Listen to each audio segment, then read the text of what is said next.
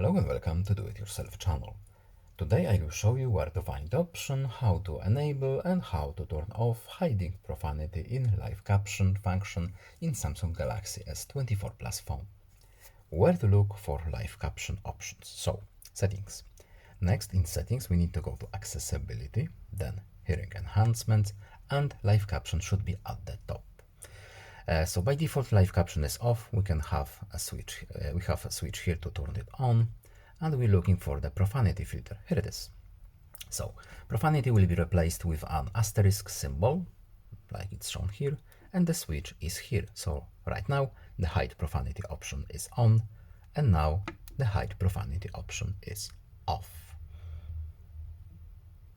And that's basically it. I hope this video was helpful to you. Please leave a like and subscribe. Have a nice day and see you in the next video.